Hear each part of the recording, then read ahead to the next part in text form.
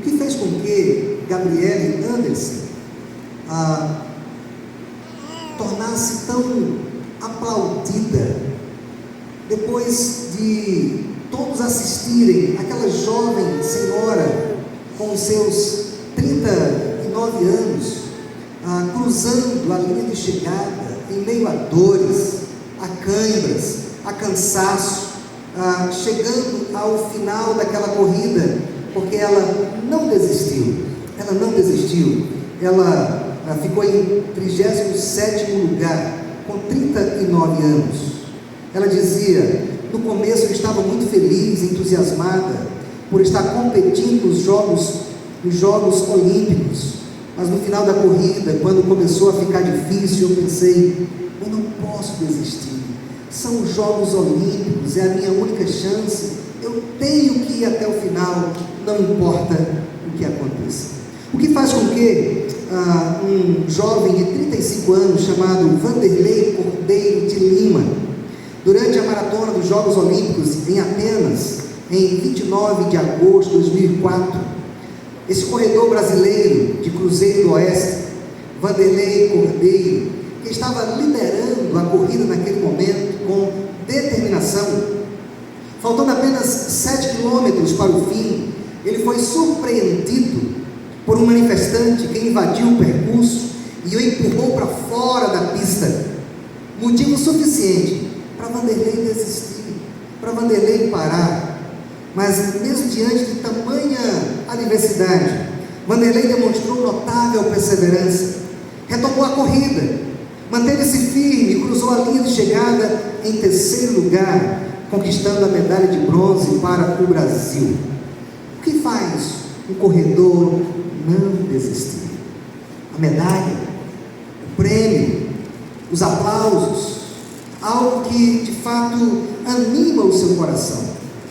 O que faz um crente que proclamou a sua fé em Jesus, que se tornou membro da Igreja de Cristo, que professou publicamente a sua fé, foi batizado, e os obstáculos vieram, as dificuldades vieram, o mundo assediou, as críticas, as perseguições o abateram, e ele simplesmente abandonou a sua fé, abandonou a igreja e não está mais entre nós. Nós cantamos o hino 132, que diz assim: muitos que corriam tão bem, com entusiasmo, com força, com determinação, corriam tão bem, de ti longe agora vão, estão longe, estão distantes, desmotivados, desanimados.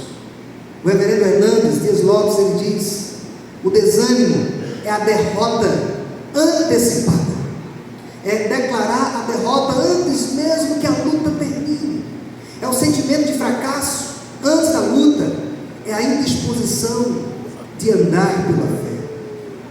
Os escritores bíblicos, como o apóstolo Paulo e o autor aos Hebreus, você vai ver isso também em 1 Coríntios capítulo 9, quando o apóstolo Paulo diz: vocês não sabem que os que correm no estádio, todos na verdade correm, mas só um leva o prêmio? Corram de tal maneira, com essa mesma garra, com essa mesma determinação, para que vocês ganhem o prêmio. E o apóstolo Paulo diz: todo atleta em tudo se domina, na disciplina rigorosa, aqueles para alcançar uma coroa corruptível, uma coroa que enferruja. Nós, porém, a coroa incorruptível, a coroa que não enferruja, a coroa da vida eterna. Porque alguns desistem, porque alguns fracassam, porque alguns olham para trás, porque alguns não querem permanecer na corrida que foi proposta pelo próprio Deus. Os primeiros leitores desta carta eram judeus que se converteram à fé em Jesus, mas que estavam debaixo de grandes provações. Eles estavam sendo acusados de trair a religião dos seus pais. Vocês já ouviram alguém dizer assim: eu não vou mudar de religião, eu não vou assumir publicamente a minha fé em Jesus, porque isso seria trair a religião dos meus pais? Ou alguns sendo também acusados de blasfemar contra Deus, que estavam entre os leitores dessa carta haviam perdido o seu emprego por causa da sua fé em Jesus. Outros foram abandonados pela própria família, pelo seu próprio cônjuge. Outros estavam sendo presos, torturados e até mortos por causa da sua fé em Jesus. E o autor então escreve essa carta com dois objetivos. Objetivo número 1: confrontar aqueles leitores, aqueles crentes que estavam desanimados. Confrontar. E em segundo lugar, encorajá-los, animá-los, para que eles não desistam, para que eles perseverem, para que eles continuem. E o argumento do autor em toda a carta é exatamente esse: se vocês largarem Jesus, se vocês abandonarem a fé, se vocês abandonarem a igreja do Senhor Jesus, para onde vocês vão? O que resta para vocês? Lembra daquela pergunta que Jesus fez para os 12 discípulos, depois de muitos abandonarem? Jesus disse assim: e vocês? E vocês que têm caminhado comigo já há mais tempo e de maneira mais próxima, vocês também querem abandonar? Querem me deixar? O apóstolo Pedro disse: Senhor, para quem iremos nós? Somente Tu tens as palavras da vida eterna. Para quem iremos nós? E essa é a mesma lógica do autor aos Hebreus. Se vocês abandonarem a fé, para onde vocês vão? Se Jesus é a perfeita revelação do Pai, se Jesus é superior a Moisés, superior a Arão, superior aos anjos, Ele é o Filho de Deus, superior aos profetas, maior sumo sacerdote, a mediação perfeita entre Deus e o homem. É somente por meio dele que nós temos a salvação, a redenção pelo seu sangue, pelo novo e vivo caminho. Ele é o único caminho que nos liga a Deus. O que resta para vocês, se vocês virarem as costas para o Filho de Deus? Aqueles irmãos estavam sob grande pressão, sendo tentados a voltar à antiga religião judaica, ao sacerdócio do Antigo Testamento, ao sacerdócio arônico, aos sacrifícios do Antigo Testamento, ao tabernáculo.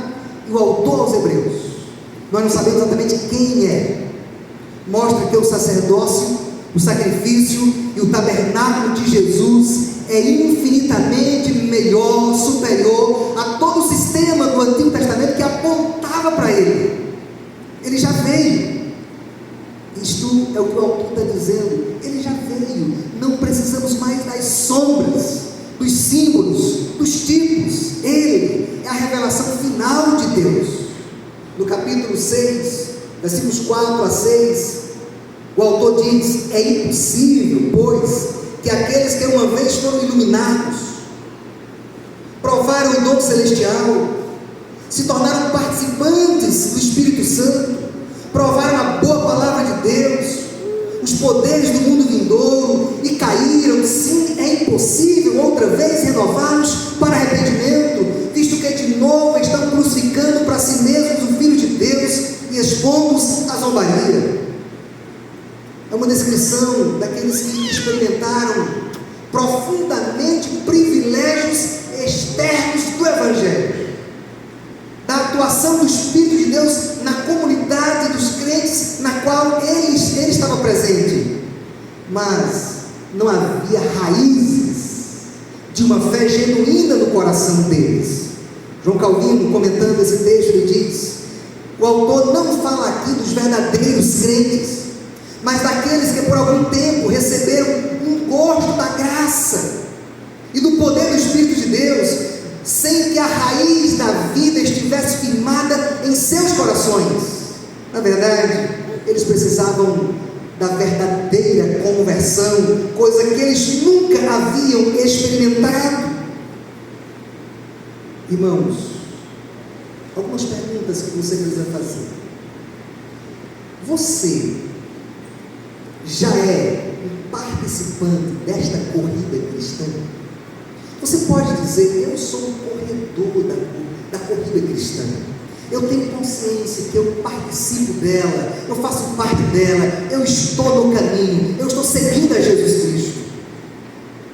E eu estou seguro, pela graça de Deus, que eu vou chegar até o final. Que o meu Senhor vai me receber nos tabernáculos eternos e dirá: muito bem, servo bom e fiel, foste fiel no pouco, sobre o muito te colocarei, entra no gozo do teu Senhor. Você tem essa certeza? Você tem essa garantia em Deus?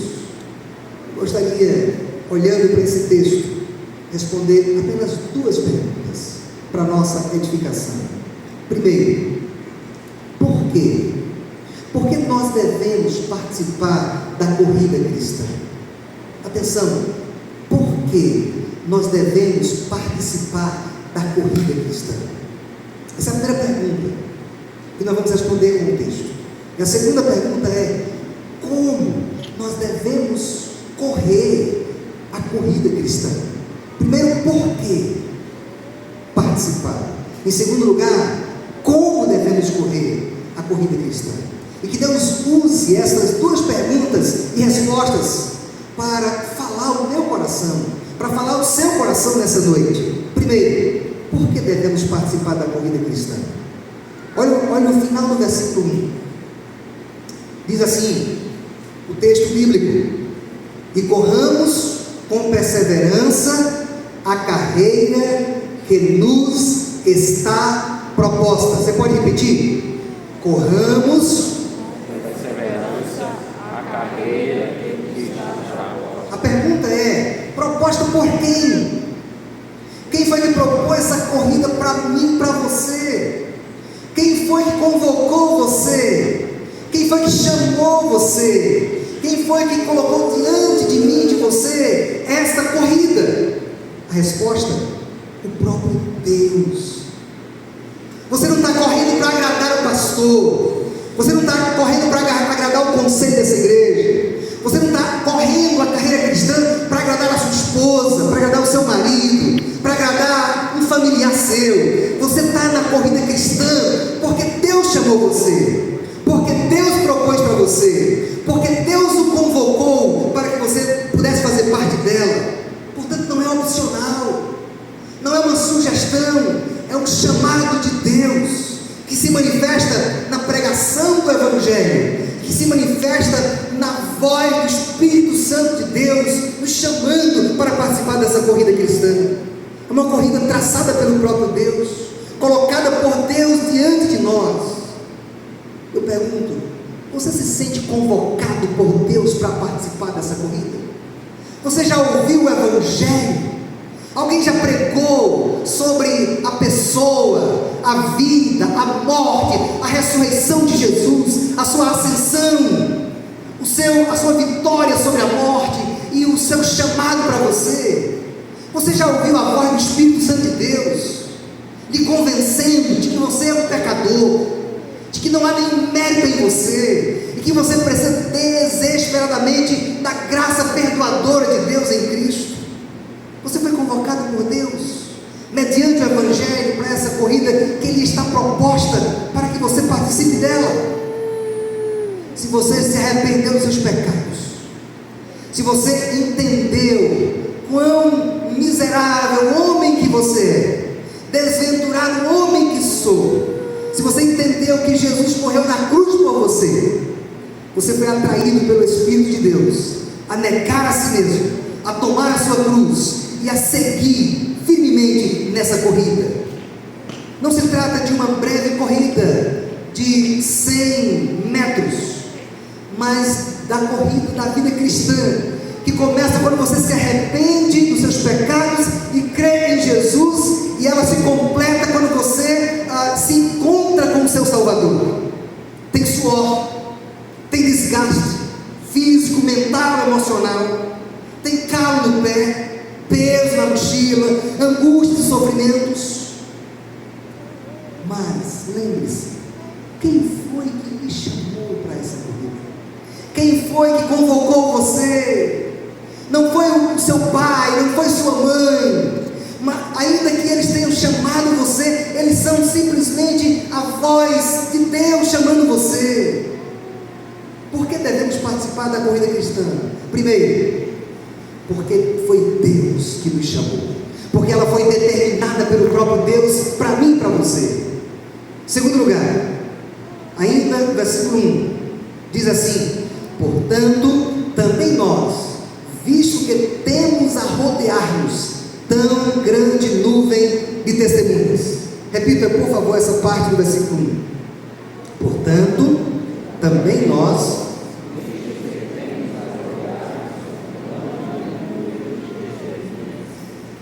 atenção para o quadro que o autor quer que os seus leitores imaginem. O quadro é de um estádio, arquibancada de um lado, arquibancada do outro, e torcedor de um lado e torcedor do outro lado, e cada pessoa que está nas arquibancadas são torcedores ou incentivadores, encorajadores daqueles que estão na estrada, na pista, na corrida. E quem são esses que estão de um lado e do outro? Uma nuvem de testemunho. Uma nuvem de testemunho. E a quem o autor se refere? O autor se refere a todos os heróis da fé, a todos aqueles que viveram essa mesma fé, que enfrentaram tribulações, dores, sofrimentos, provações, e que viveram antes de nós. Capítulo 11, tem quantos nomes aí? Pelo menos 16 nomes que o autor se refere. Entre eles, Abel, Enoque, Noé, Abraão, Sara, Isaac, Jacó, José, os pais de Moisés, o próprio Moisés, Raabe, Gideão, Baraque, Sansão, Jefté, Davi, Samuel, todos os profetas. Uma grande nuvem de testemunhas, de homens de Deus, de mulheres de Deus, que viveram no passado, que passaram privações maiores do que eu e do que você enfrenta hoje, que não desistiram, que permaneceram firmes, perseveraram até o fim. O que fizeram? No capítulo 11, versículo 4, Abel deu a Deus uma oferta agradável. Capítulo 11, versículo 5, Enoque andou com Deus por toda a sua vida, partiu deste mundo sem ver a morte. Capítulo 11, versículo 7, Noé foi fiel e sobreviveu ao dilúvio junto com a sua família. Capítulo 11, versículo 8, Abraão creu na promessa de ser pai de uma grande nação e herdou a terra prometida. Abraão acreditou que Deus é poderoso para ressuscitar o seu filho dos mortos e ofereceu Isaac de sacrifício ao Senhor. 11:19. Sara, 11:11b, deu à luz através de um ventre estéril e deu origem a uma nação. Isaac e Jacó, capítulo 11, 20 e versículo 21. Isaac e Jacó confiaram na promessa de Deus. José, capítulo 11, versículo 22, foi fiel e não envergonhou o nome do Senhor. A mãe de Moisés, capítulo 11, versículo 23, desafiou o rei do Egito, protegendo a vida do seu filho. Moisés, capítulo 11, versículo 25, abandonou os prazeres do Egito para sofrer com o povo de Deus. Deixou a terra do Egito e não teve medo do rei. O povo de Israel observou a Páscoa. Raabe protegeu os espias hebreus. O povo derrubou com gritos a cidade de Jericó. Capítulo 11, versículo 30. O que sofreram? Essa gente que é testemunha para nós, deixou um legado para nós, deixou exemplo para nós seguir. O que eles sofreram? Capítulo 11, do 35 em diante. Capítulo 11, 35, sofreram torturas. Capítulo 11, 36, sofreram escárnio. Capítulo 11, 36b, açoites cruéis. Capítulo 11, 36c, aprisionamento. Apedrejamento, 11, 37. Cortados ao meio, 11, 37b. Mortos pela espada. Extrema pobreza, 11, 37 e 38. Foi isso que eles sofreram. Sofreram pela fé no meu Senhor e no seu Senhor. O que você espera? Porque você pensa que não vai sofrer, que não vai enfrentar privações, aflições, se os nossos pais também sofreram, e eles são testemunhas para nós. O exemplo deles forma uma nuvem de testemunha, como que torcedores de um lado e do outro, dizendo: o mesmo Deus que me sustentou também haverá de sustentar vocês. O mesmo Deus que enxugou nossas lágrimas também enxugará as lágrimas de vocês. O mesmo Deus que nos socorreu também haverá de socorrer vocês. O mesmo Deus que garantiu vitória para nós também garantirá vitória para vocês. Porque eles resistiram, porque eles não abandonaram a corrida, porque eles contemplaram a invisível cidade de Deus. Capítulo 11, versículo 13 e 15.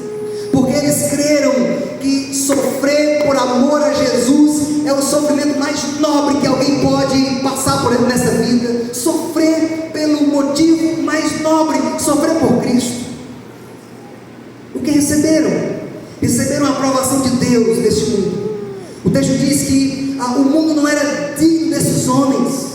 Eles pisaram nessa terra, mas essa terra não era digna deles. Pela fé, pela santidade, pela fidelidade deles ao seu Deus. E no futuro, eles têm a aprovação de Deus na glória celestial. Capítulo 11, versículo 40.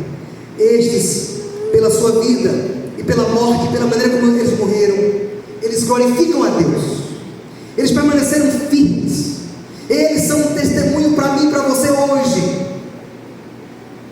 Em nossos sofrimentos, em nossas aflições, de que assim como eles perseveraram por amor a Jesus, nós também haveremos de perseverar. Não desanime, não queira desistir, não olhe para trás, porque os nossos irmãos do passado também enfrentaram as mesmas lutas e muito maiores, e não desistiram. Eles deixaram o seu legado. A pergunta é: a próxima geração, o que dirá a seu respeito? O que dirá acerca da maneira como você viveu, da maneira como você lidou com a família, com a sua esposa, com o seu marido, com seus filhos, com o seu trabalho? O que dirão os nossos filhos sobre aqueles que deixaram para eles o seu exemplo? Pessoas simples, pessoas fracas, mas que testemunharam que Deus é fiel e que Ele cumpre as suas promessas. Por que devemos participar da corrida cristã? Resposta de número 1: porque foi Deus que nos chamou para essa corrida. Em segundo lugar, porque nós temos uma nuvem de testemunha que deixou um belíssimo legado de fidelidade a Deus, enfrentando situações piores do que as nossas. Por isso, nós somos incentivados a permanecer firmes até o fim. Mas a segunda pergunta é: como devemos correr? Como devemos correr a corrida cristã? E aqui a resposta tem dois lados: o modo negativo e o modo positivo de correr. Como não devemos correr e como devemos correr. Olhe para o versículo 1 ainda, quando ele diz: desembaraçando-nos de todo o peso e do pecado que tenazmente nos assedia. Desembaraçando-nos de todo o peso e do pecado que tenazmente nos assedia. Tem duas coisas aqui que atrapalham a corrida.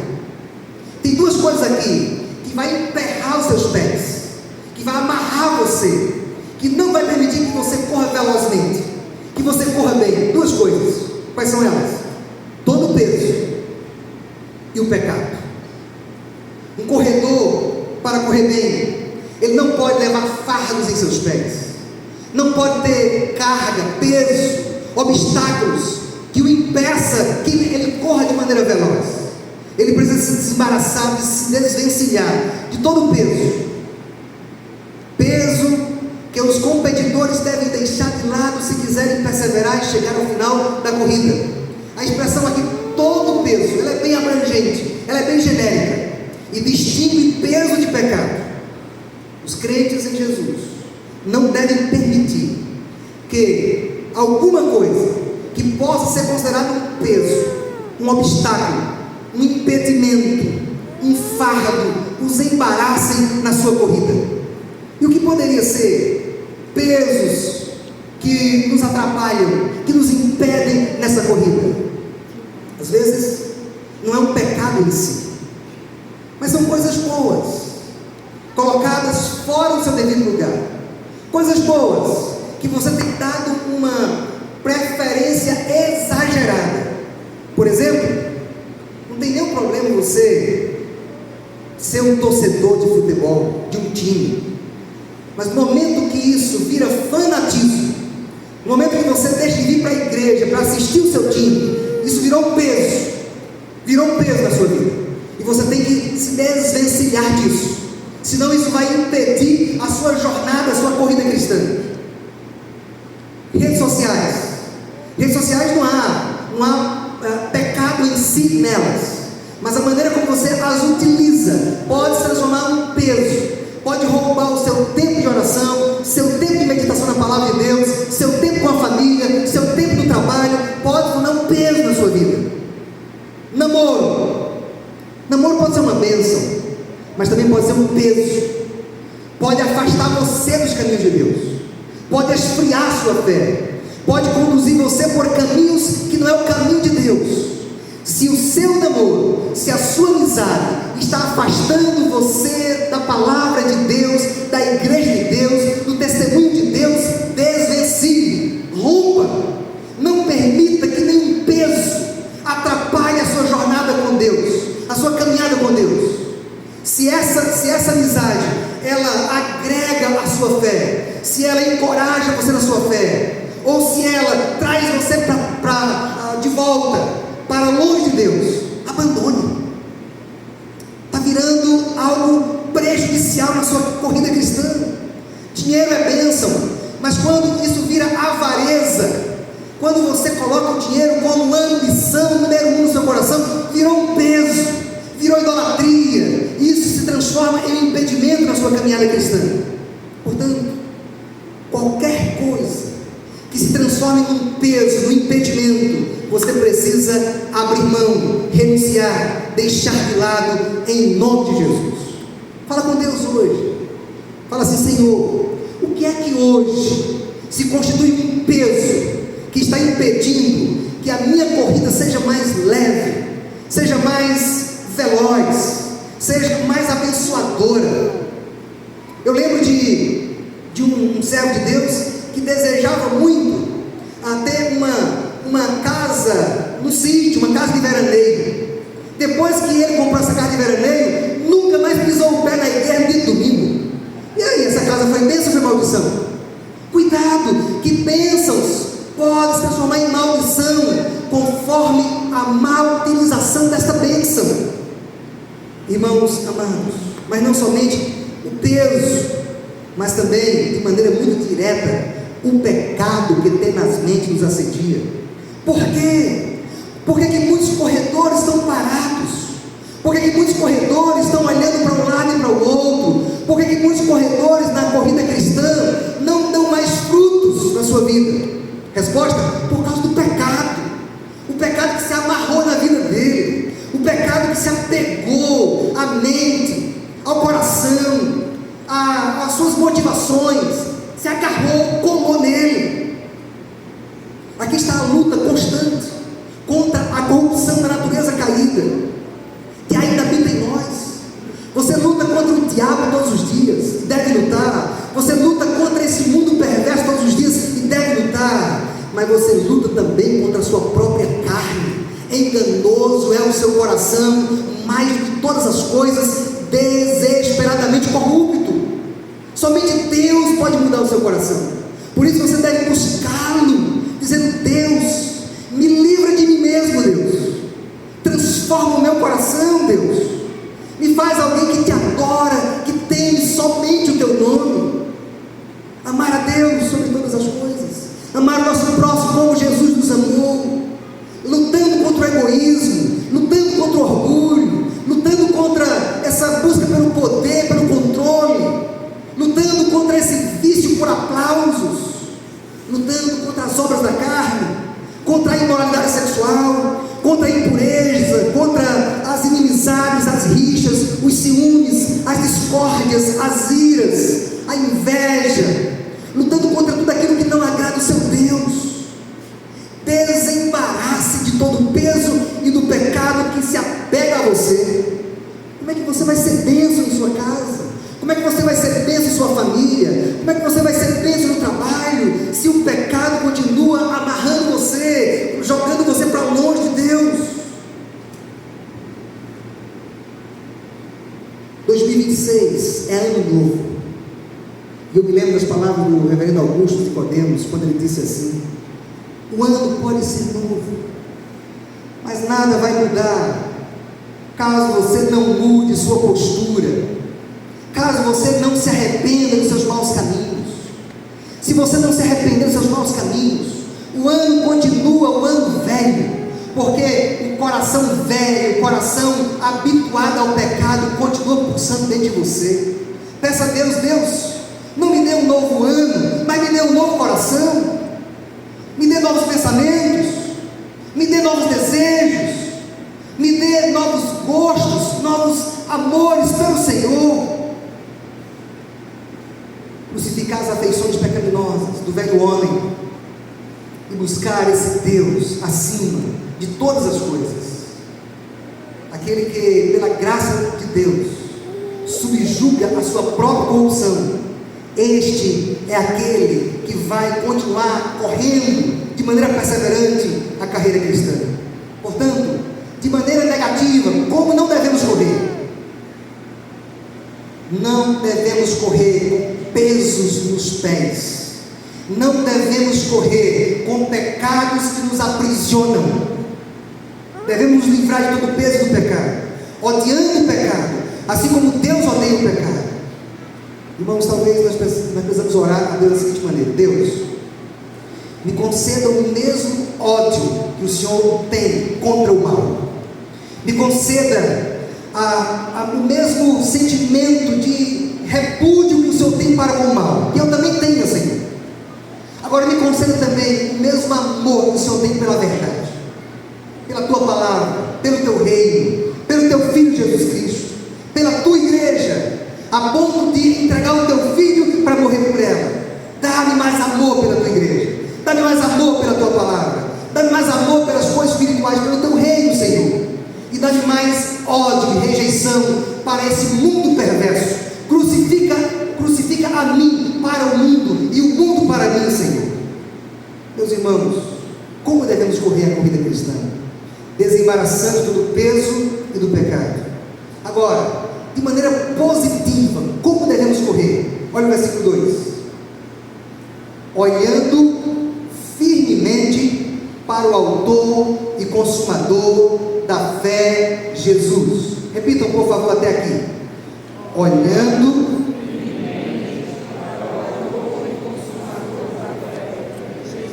de um lado da arquibancada tem testemunhas, homens e mulheres que viveram e venceram pela graça de Deus. Do outro lado também, heróis da fé, homens e mulheres, de um lado e do outro, testemunhos que nos encorajam, que nos incentivam. Mas no centro, na frente, no alvo, quem está? Quem está? Olhando firmemente para o autor, aquele que é a fonte, a origem da minha fé, aquele que é o aperfeiçoador da minha fé. O nome dele é Jesus. Não tire o olhar dele, não tire o olhar de Jesus. Os corredores são motivados pelo brilho da medalha, são motivados pelo brilho do troféu. Nós somos motivados pelo brilho da glória de Deus na face de Jesus Cristo. Nós olhamos para Ele, é por causa dele que nós vamos continuar, é por causa da pessoa bendita dele. Não há beleza maior, não há glória maior, não há tesouro maior, não há riqueza maior que me motive a permanecer fiel até o fim do que olhar para a face gloriosa do meu Senhor e Salvador Jesus Cristo. Agora olhe para Ele em duas perspectivas, segundo o texto, em duas perspectivas. Primeira perspectiva: o qual, em troca da alegria que lhe estava proposta, suportou a cruz, não fazendo caso da vergonha, da ignomínia. Atenção, olhe para Jesus. Você poderia lembrar dele nesse momento ele com a sua mão erguida, dizendo para aquele mar: aquieta-te, mar, acalma-te, mar. Você poderia imaginá-lo, ele dando aquela ordem para aquele filho, aquele funcionário do centurião, para que aquela enfermidade fosse retirada de sobre ele. Ou quando ele multiplicou os pães e os peixes, ou quando ele curou os paralíticos e os cegos. Mas não é isso que o texto está mandando que você lembre dele em primeiro lugar. O texto está dizendo: lembre-se de Jesus, pregado no madeiro, sangrando por amor de vocês. Lembre-se dele, lembre-se dos cravos das mãos, lembre-se dos cravos dos pés, lembre-se das cusparadas que ele sofreu, lembre das pancadas que ele levou, lembre da humilhação que ele passou, lembre de tudo que ele sofreu, de torturas, de dores terríveis por amor a você. Lembre-se do grito dele: Deus meu, por que me desamparaste? Lembre-se de Jesus. Lembre da sua humilhação, lembre da sua ignomínia, da sua vergonha, lembre daquilo que ele suportou em favor de mim e de você. Lembre-se disso. Lembre-se dele sendo chutado por amor a você, para cumprir a lei de Deus, para suportar a ira de Deus que era para ser contra mim e contra você. Ele levou sobre si e ele disse: Pai, está consumado, e nas tuas mãos eu entrego o meu espírito. Lembre-se de Jesus Cristo. Mas lembre-se dele não apenas na cruz. O texto diz: em troca da alegria que lhe estava proposta, para além da cruz, havia uma grande alegria proposta para Jesus. Que alegria é essa? Que alegria é essa que motivou o Filho de Deus a suportar a cruz? Que alegria é essa que encorajou o Filho de Deus a ignorar ou a não levar em conta, como diz o texto, não fazendo caso da ignomínia? Que alegria é essa? A alegria de cumprir a missão que o Pai lhe deu, de obedecer perfeitamente a lei de Deus, de morrer pelos nossos pecados, de derramar o seu sangue por nós, de pagar a nossa dívida, e ao terceiro dia ressurgir dos mortos, e ao terceiro dia se levantar da sepultura e declarar que a morte não tem mais poder sobre aqueles que amam a Ele, sobre aqueles que o servem, sobre aqueles que creem nele de todo o seu coração. A alegria de que hoje, nesse dia, nessa data, houvesse um número de pessoas reunidas em várias comunidades, igrejas cristãs no planeta Terra, dizendo: Jesus, Tu és o Senhor, Jesus, o Teu nome é santo, Jesus, Tu venceu a morte, Jesus, Tu estás acima de todo nome, Jesus, diante do Senhor toda língua confessará que Tu és o único Senhor, e todo joelho se prostrará diante do Senhor. Irmãos, essa alegria que estava proposta para ele, olha o que o texto diz: e está assentado à destra do trono de Deus.